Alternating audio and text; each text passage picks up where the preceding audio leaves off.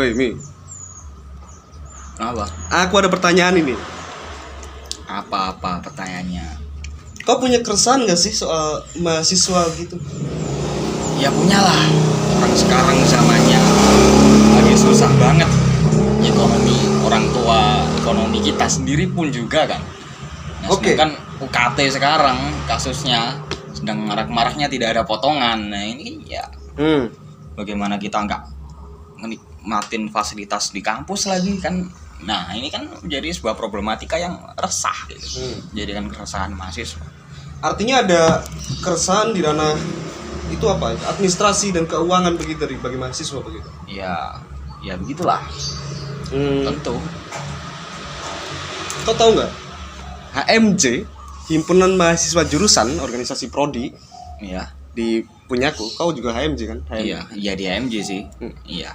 Itu dana kemahasiswaan yang turun kepada kami di pengurus HMJ itu cuma 6 juta satu periode. Satu periode. Mau ngapain aja 6 juta? 6 juta. Buat apaan? Sedangkan kejanggalannya adalah uang dana kemahasiswaan itu naik ternyata. Tahun ini aku bayar uang kemahasiswaan itu 275.000. Malahan. Dan di tahun kemarin itu ternyata 250.000. Jadi di angkatan sebelumku itu 250.000, sedangkan saya 275.000. Namun yang bukannya dana dari pihak kampus itu turun nambah, enggak, tambah nurun. Tahun kemarin dana turun 10 juta. Di tahunku, periodeku itu dana turun 6 juta.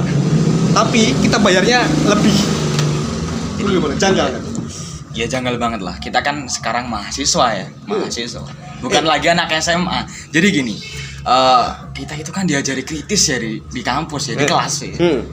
Tapi ketika melihat fenomena-fenomena seperti itu, kok malah bagaimana ya, dibiarkan gitu loh. Dan diterus-teruskan mereka-mereka para pejabat petinggi kampus tentunya. Iya, masalahnya itu kawan-kawan di pengurus Ormawa alias organisasi mahasiswa itu diem-diem aja gitu.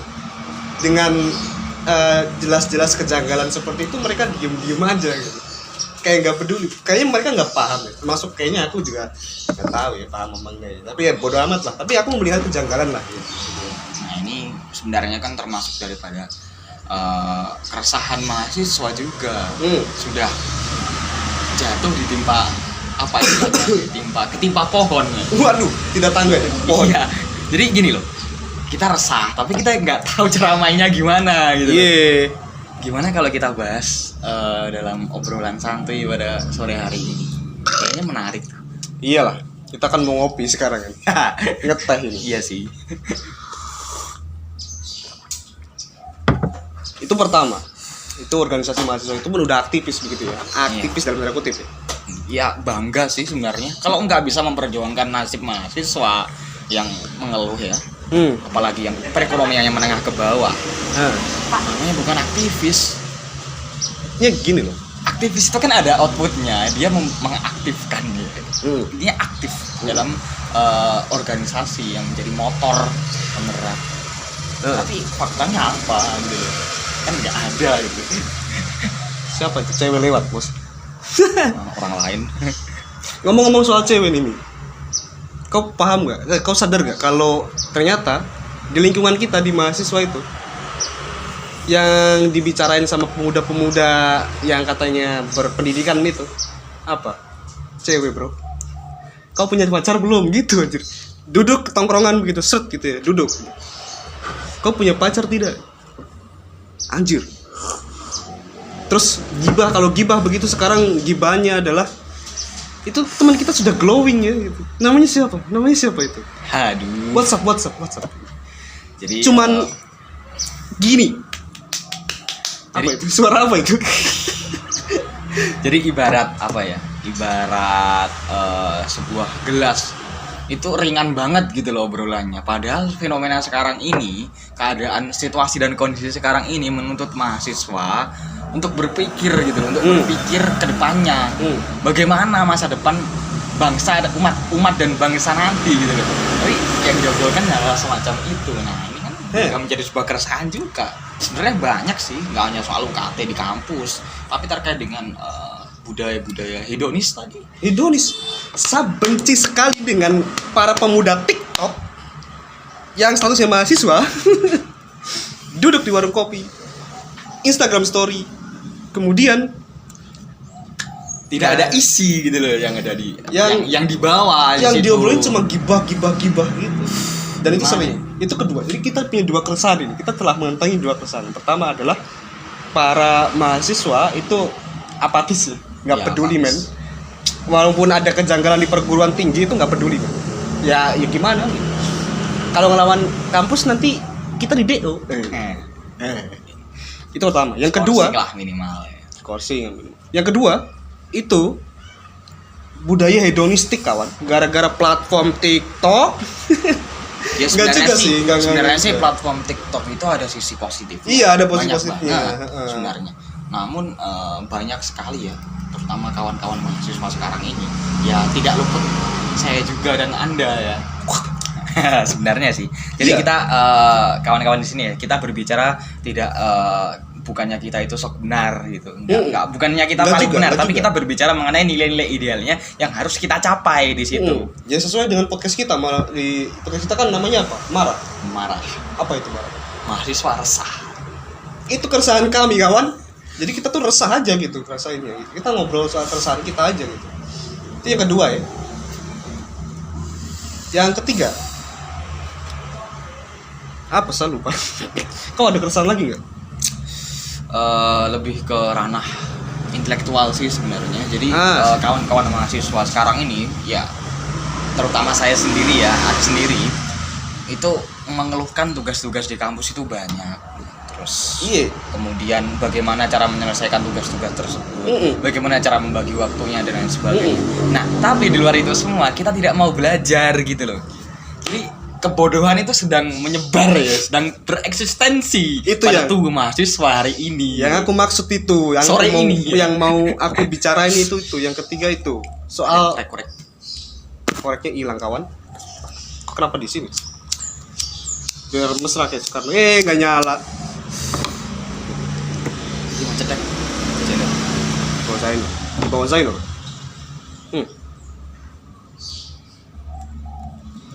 Oke, yang ketiga itu soal budaya akademis. Iya. Kau tahu, kawan-kawan kita sekampus itu yang suka baca bisa dihitung jari dari ribuan Nah, mahasiswa. maka dari itu, nah ini kan juga merupakan keresahan mahasiswa yang harus kita antaskan bareng-bareng. Nah, ini barangkali kawan-kawan yang melihat obrolan kita yang kurang bermanfaat ya pada sore hari ini bisa memberikan komentar bagaimana sih solusi yang tepat untuk mengentaskan problematika yang kita bicarakan pada sore hari ini gitu. Silahkan nanti komen ya.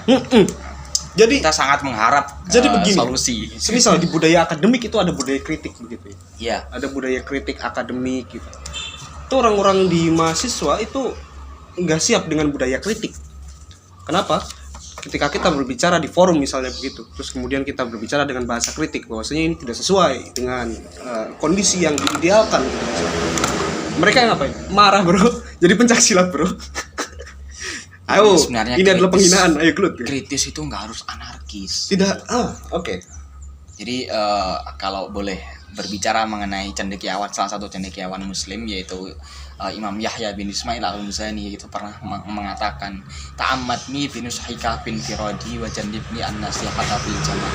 Jadi ta'ammatni ini aku berbicara mengenai hal semacam ini karena memang basic aku adalah Kau anak pesantren prodi. ya dari pesantren dan juga dari prodi pendidikan agama Islam. Jadi agak berbicaranya agak ke keislaman lah ya, agak religion ya. Jadi Gini aku teruskan, ta'amat ibn Usaika bin Firodi, nasihatlah di saat aku sendiri, wajanibnya an-nasihata fil jamaah, dan hindarilah menasihatiku atau mengkritikku di depan banyak orang. Nah, dari perkataan tersebut mengandung makna bahwa kritis atau kritikan, nasihat, dan bahasa halusnya adalah nasihat itu jangan di depan umum, dalam artian di depan umum adalah anarkis. Jadi langsung berontak gitu ya, menggunakan fisik dan lain sebagainya. Jadi poinnya adalah mereka kawan-kawan kita itu tidak siap dengan budaya kritik begitu. Nah. Ketika kita berbicara mengenai kondisi ideal kan gitu, harusnya begini loh gitu. Malah marah. di sisi lain memang itu gini, itu poin indikasi bahwasanya kita tuh tidak berada di lingkungan yang tidak tahu budaya kritik gitu. Di lingkungan akademik budaya kritik itu ada. Itu pertama ya. Yang kedua, kenapa mahasiswa itu sepertinya terindikasi tidak siap di budaya akademik?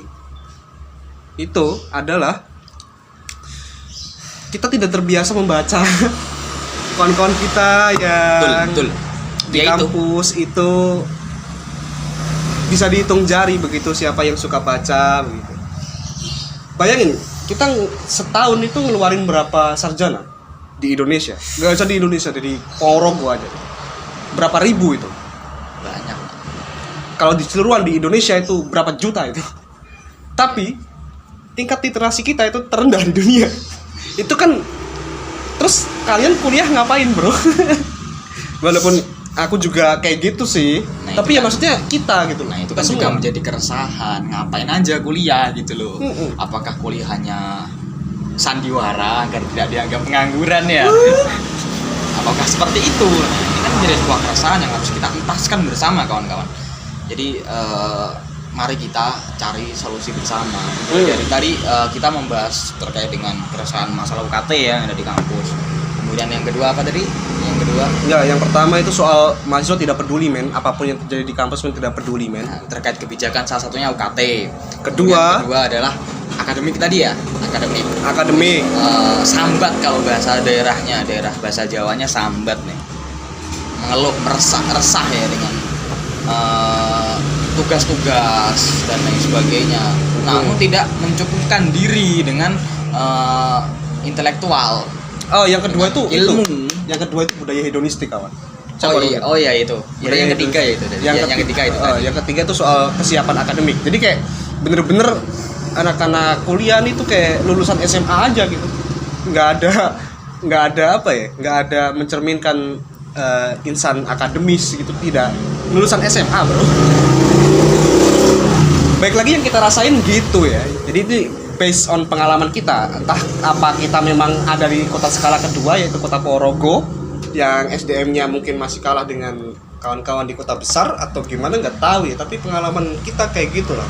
Sebenarnya gini, Kanda, terkait dengan itu, kita itu terlalu banyak mengeluh. Kita di Ponorogo mahasiswanya begini dan begitu dan lain sebagainya. Namun tidak ada upaya gitu, tidak ada langkah-langkah yang konkret untuk mengentaskan problematika tersebut. Jadi jangan terus menerus ya menjadikan argumen bahwasanya kita sekarang di Ponorogo itu mahasiswanya begini dan begitu. Pergerakan, skema pergerakan di kampus kita masih belum seagresif di kota-kota besar dan lain sebagainya. Terbukti dengan jumlah mahasiswa yang kritis, jumlah mahasiswa yang apatis, itu masih banyak mahasiswa yang apatis. Nah, problematika yang semacam itu harus kita bicarakan, kita diskusikan sehingga menghasilkan solusi-solusi gitu. Bos. Iya kan? Menghasilkan solusi. Oke. Yang mana solusi tersebut akan menutup kita dari pernyataan-pernyataan tadi yang dikatakan tadi, yang dikeluhkan oleh mahasiswa gitu. Jadi jangan terus ibarat peribahasa Indonesia itu kata dalam tempurung, jangan terus berada dalam tempurung gitu loh. Kita harus keluar, ya minimal kata dalam Dalam apa? ya Dalam- ayam lah, katanya tempurung kan kecil kan ya. Itu jangan berkutat di situ terus. Kita harus Artinya- inquiry Artinya, gitu loh. jadi kita kan tadi resah ya. Iya. Ya paling tidak di ngopi kita pada sore hari ini kawan, itu ada 3 keresahan gitu. Kemudian tadi gara-gara kita di kota skala kedua gitu, terus kau bilang ya jangan gitu. Artinya ya Jangan kita- gitu melulu gitu loh. Jangan gitu. Terus kemudian kita upayakan lah apa yang bisa kita Kita harus upayakan. bangkit ya, melawan keterpurukan ini gitu. Oke, Nah, kita berpikir solusi gitu. yang pertama Tapi tadi sebelumnya aku mau ngajak kamu Gimana? ngobrolin soal itu. Kalau mahasiswa sekarang begitu mungkin kerjaannya nontonin TikTok gitu ya. Tapi kalau mahasiswa dulu tuh ngapain sebenarnya? kalau cerita ini dari orang tua sih, dahulu itu mahasiswa menerapkan dari 5 fungsi pokok mahasiswa yang selama ini kita diskusikan di sudut-sudut angkringan, sudut-sudut kampus ya. Itu yang pertama adalah agent of change, kemudian agent of social control, yang ketiga apa? Guardian of value, kemudian apa lagi? Iron stocks, kemudian yang kelima, yang terakhir apa? Moral force. Nah, mereka itu menerapkan semuanya itu. Nah, sebagai contoh ya agent of change. Kalau cerita bapakku itu ketika diskusi waktu di kampung halaman, dulu itu mahasiswa sering nimbrung di masyarakat. Mereka ketika pulang kampung atau selesai sarjana ya, menyelesaikan program sarjana S1 atau S2 atau S3 ya, itu ketika ada kegiatan-kegiatan masyarakat, mereka sering nimbrung di situ. Mereka meraup aspirasi dari masyarakat. Bagaimana sih keresahan-keresahan yang ada di masyarakat? Nah, setelah terkumpul, mereka berdiskusi. Nah, dari hasil diskusi tersebut, mereka mengentaskan problematika yang terjadi di masyarakat tadi. Sehingga mahasiswa sebagai agent of change, agen pembawa perubahan itu memang benar-benar terbukti. Mereka menyampaikan aspirasi pada tempatnya. Mereka memahami cara main atau regulasi ya, bahasa intelektual. Nah, itu mereka menyampaikan aspirasi tersebut kepada pemerintah daerah, misal dalam hal ini adalah bupati. Terus kemudian mereka karena mereka punya link ke situ gitu loh, sebagai kaum akademisi. Jadi memang benar-benar nyata gitu loh. Nah, namun sekarang mahasiswa sekarang ya terutama ya tidak lepas dari kita ya sebenarnya. Jadi gini, ketika pulang kampung nggak mau orang kerja bakti pada minggu pagi ya itu malah nggak pernah ikut. Wah, seperti siapa itu? Sebenarnya juga hilaf sih. Kita semua itu berusaha untuk hadir gitu loh sebenarnya. Ya itu memang gimana ya, itu tuntutan, sudah menjadi pakem fungsi pokok mahasiswa gitu. Jadi kita nggak sekedar belajar di kampus, jadi akademisi, belajar dan lain sebagainya tanpa diaktualisasi gitu. Enggak. Kan Gini. Kita ngomongin soal apa yang jadi pengalaman kita begitu di kampus. Tadi saya sepakat gitu, kalau misal kawan-kawan mahasiswa dulu mungkin paham soal regulasi, peraturan dan lain-lain. Sekarang boro-boro ngomong soal peraturan, bos. Aku UKT aja nggak tahu, mengeluh nggak ada potongan UKT, mahasiswa tidak menikmati fasilitas kampus, tapi UKT tidak dipotong. Ini bagaimana apanya orang regulasi cara mainnya, menyampaikan aspirasi aja nggak tahu. Nah ini kan nihil banget gitu loh. Jadi kita bikin klasifikasi. Jadi gini, yang pertama itu sebenarnya masih mending, itu masih mempertanyakan. Jadi dia masih tahu soal kejanggalan, ada yang janggal gitu. Itu masih mending itu. Banyak lagi mahasiswa kuliah pulang gitu. Kupu-kupu ya. kuliah pulang. Itu kura-kura kuliah rapat enggak ada hasilnya. Itu enggak notice gitu loh. Enggak menyadari ada kejanggalan gitu loh. Jadi gini, ini mahasiswa yang tidak peduli sama sekali, bodo amat gitu. Iya. Ini mahasiswa yang masih peduli tapi dia masih buta regulasi gitu. Kayak kita mungkin ya. Ada yang kejanggal ini gitu. Itu masih mending. Yang ketiga ya mahasiswa ideal gitu. Iya. Jadi 3 klasifikasi itu. Mahasiswa apa tadi yang pertama? Kupu-kupu, kuliah pulang. Yang tidak kedua peduli. Yang kedua mahasiswa yang aktivis abal-abal kita bilangnya. Yang berbangga dengan gelar aktivisnya. Tapi tidak sadar dia dia justru memperjuangkan haknya sendiri, bukan hak mahasiswa pada umumnya. Wow. Nah, itu. Kemudian yang ketiga, mahasiswa ideal, yaitu mahasiswa yang bener-bener dia menjalankan fungsi dari mahasiswa itu sendiri sebagai insan akademis. Insan akademis ya. Kalau kita menyinggung sedikit ya, ini dari buku yang aku baca ya. Itu mahasiswa yang ideal itu adalah tipe mahasiswa, ini bukunya Ahmad Firdaus Abdillah yang berjudul Khusus Mahasiswa Cerdas. Itu adalah tipe ideal. Tipe ideal itu mahasiswa yang non konformis. Dia biasanya itu ciri-cirinya dalam buku ini ya, kawan-kawan. Itu mengkorelasikan antara akademik dan juga organisasinya. Jadi seimbang gitu loh. Akademiknya bagus, dia kejar karena memang tugas utamanya itu, dan juga dia tidak lupa dengan organisasinya juga sebagai upaya untuk mengimplementasikan daripada akademisnya tadi. Nah, itu tipe mahasiswa ideal atau non konformis. Nah, artinya poin dari mahasiswa ideal kalau di buku itu apa? Yaitu ketika dia aku bacakan sedikit ya. Masa kuliah digunakan untuk mencapai keinginan dalam memahami bidang keilmuan tertentu. kemudian memiliki wawasan yang luas ya, tingkat Oke. literaturnya ditingkatkan. Nah, kemudian mempunyai kekuatan intelektual yang besar. Nah, ini tadi diskusi mencari rajutan-rajutan atau relasi ya. Jadi banyak banget seolah-olah itu kenal semuanya satu kampus atau bahkan kampus lain. Kemudian mempunyai kiat-kiat tersendiri dalam menguatkan kompetensi keilmuan. Nah, ini kiat-kiat tersendiri dalam menguatkan kompetensi keilmuan itu lebih ke bagaimana ya, basicnya dia. Misal kayak aku dari pesantren, ya biasanya diskusinya soal keagamaan gitu. Ya kan seperti itu. Jadi lebih ke kiat-kiat keilmuannya dia. Terus kemudian ini lagi mengembangkan bakat dan kemampuan pada jalur informal. Jadi lebih ke bagaimana ya? Keahlian begitu. Jadi lebih ke diskusi Kompeten. aja. Dia benar-benar kompeten. Misal mahasiswa teknik informatika, dia kalau diskusi ngomongin codingan mulu. Ya nggak apa-apa sih sebenarnya, daripada diskusi ngomongin tadi hedonis. Iya, jadi gini.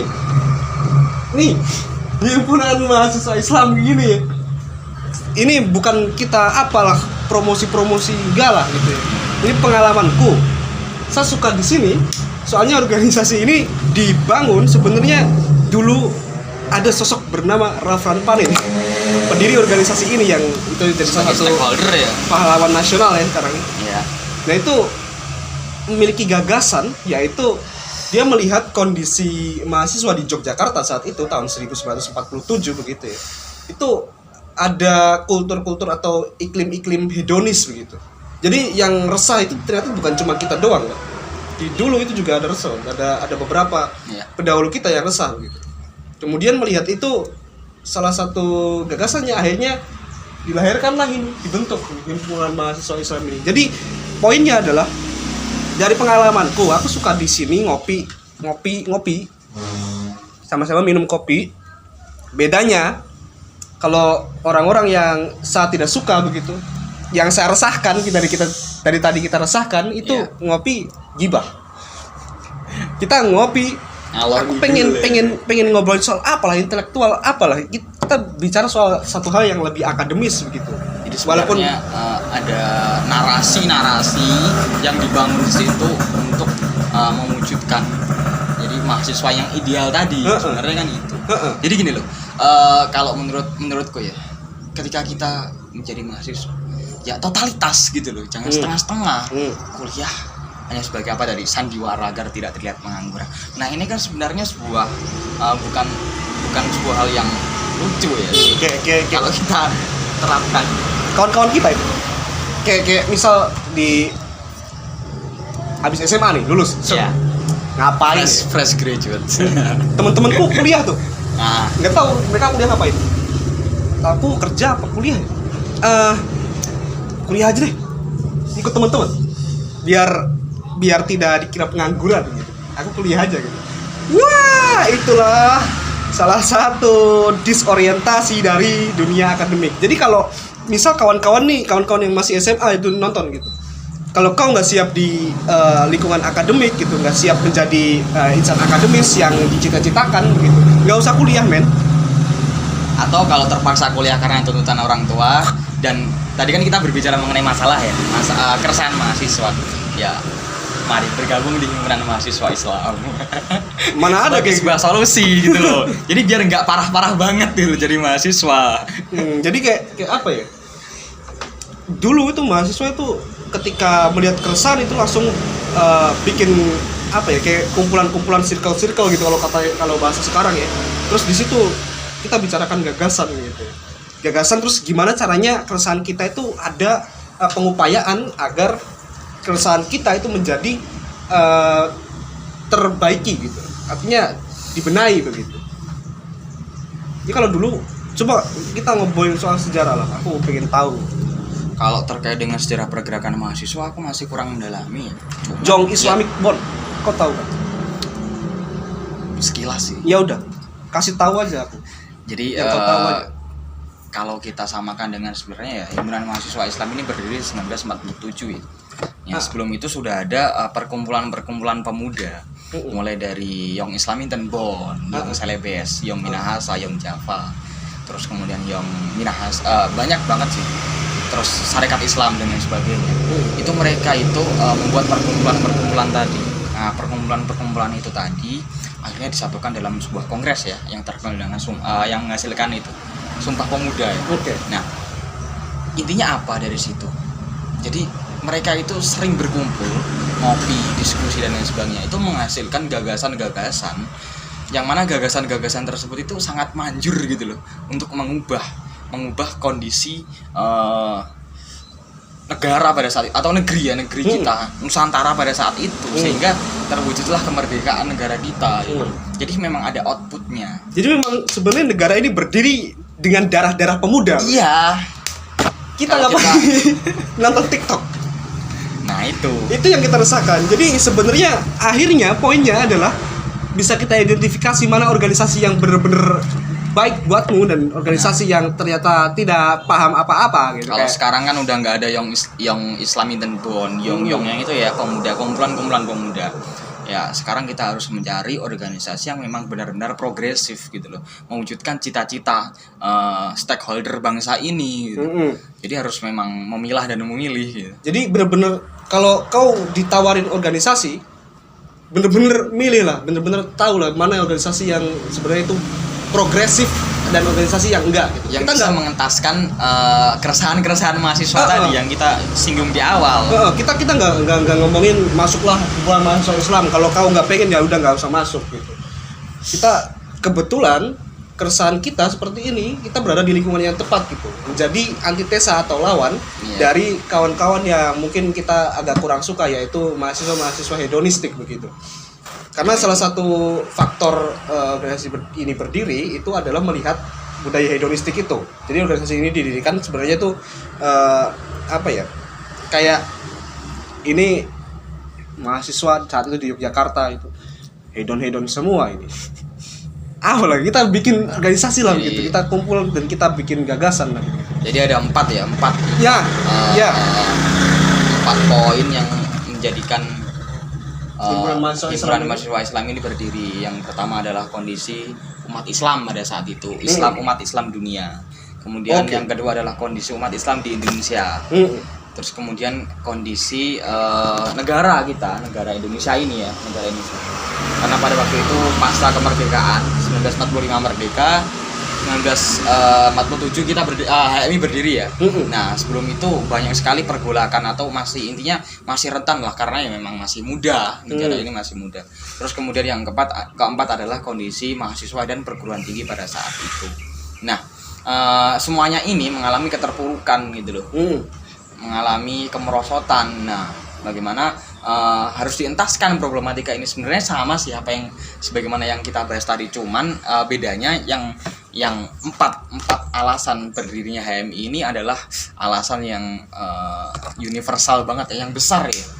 Jadi menjadi sehingga organisasi ini berdiri. Kalau kita kan tadi masih masalah-masalah internal yang itu sebenarnya harus dientaskan ya, maksudnya harus terselesaikan dari dulu. Tapi kenapa mahasiswa sekarang sangat kesulitan untuk mengentaskan itu ya? Pada saat itu loh berdirinya HMI ini karena 4 alasan besar tadi. Yang mana alasan ini berat banget. Jadi ketika kita membicarakan soal mahasiswa, kondisi mahasiswa zaman dulu gitu, yang penuh dengan gagasan, penuh dengan sangat berisi gitu loh ya. Penuh dengan berisi. Bapak-bapak kita, ibu-ibu kita itu perlu kita klarifikasi. Kita tidak mengglorifikasi kejayaan-kejayaan masa lalu ya. Kondisi-kondisi mahasiswa masa lalu. Jangan berkutat di situ kalau kita berbicara mengenai sejarah. Karena sejatinya sejarah itu adalah apa yang kita bisa ambil nilai-nilai atau pelajaran, ibroh. Kalau dalam bahasanya Al-Quran itu ibrotan liulil albab, ibroh bagi orang-orang yang berpikir. Jadi ketika kita berbicara mengenai sejarah, itu yang kita renungkan adalah bagaimana nilai-nilai atau pelajaran-pelajaran yang harus kita ambil gitu loh. Kalau dalam Al-Quran kan banyak sekali ya kisah-kisah dalam Al-Quran menceritakan para pendahulu, para orang-orang terdahulu, mulai dari orang-orang yang baik dan orang-orang yang buruk. Nah, hal tersebut semata-mata hanya untuk pelajaran bagi orang-orang manusia atau bagi manusia sekarang ini. Jadi umat sekarang ini, agar tidak, kalau yang baik ya agar dicontoh, agar ditiru ya. Kalau yang buruk agar dihindari, jangan ditiru. Seperti yang baik, misal dahulu itu ada kaum kejayaan kaum Bani Israel ya, kejayaan Bani Israel. Ini satu-satu kita berbicara mengenai satu kaum ya, kaum yaitu kaum Bani Israel.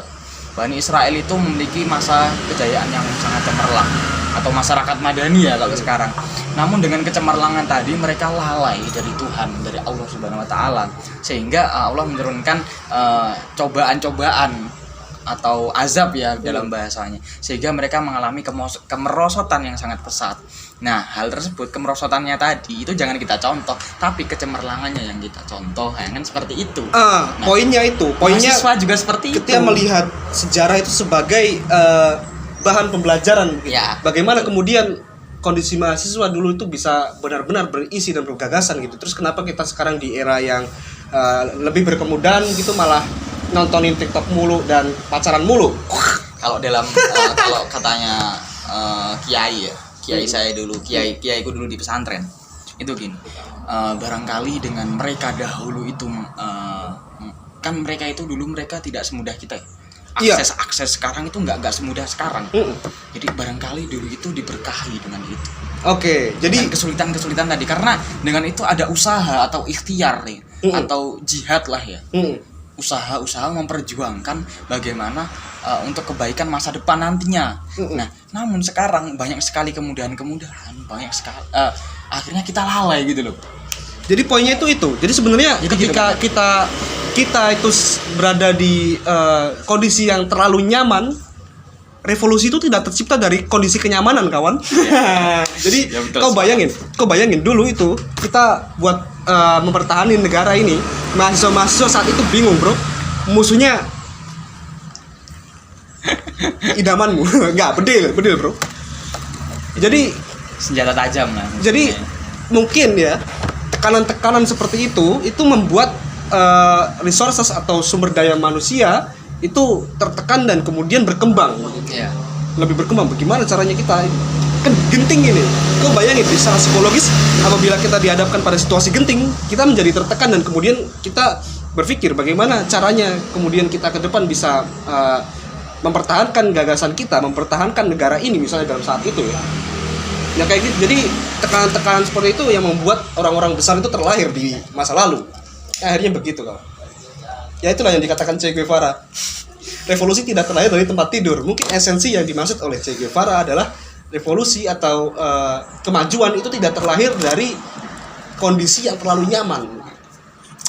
Jadi apa yang kita pikirkan sekarang tidak sehebat cerutu kubanya Che Guevara ya. Wah.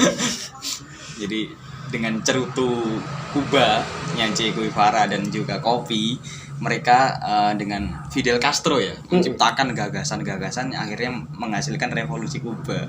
Wow. Nah, kalau kita sekarang apa? Ngopi, nonton TikTok, dan cewek lu gimana, bro? Pak. Jadi begitulah. Jadi intinya closing statementnya adalah saya bersyukur gitu bisa ada di lingkungan yang menjadi lingkungan yang berusaha untuk mewujudkan insan akademis, pencipta, pengabdi yang bernafaskan Islam dan bertanggung jawab atas terwujudnya masyarakat adil makmur yang diridhai Allah Subhanahu wa taala. Itu adalah pasal 4 AD HMI, tujuan HMI. Jadi bagi kawan-kawan semua terima kasih. Intinya adalah kita pengen ngajak ngopi, ayo ngopi. Kita resah. Kita bertukar gagasan untuk mengentaskan keresahan mahasiswa hari ini. Jadi intinya sampai jumpa lah di episode yang tidak niat, yaitu episode ya, mungkin nanti barangkali kita episode kedua ada kawan-kawan yang ikut nimbrung ya. Iya, pokoknya kita ngopi pembicaraan kita. Yang penting nanti kalau ada kawan-kawan yang menonton ini ya, nanti bisa memberikan komentar dengan solusi-solusi daripada keresahan mahasiswa hari ini. Silakan berkomentar. Sampai jumpa kritik dan saran Anda kami tunggu. Sampai jumpa di marah selanjutnya. Mahasiswa resah.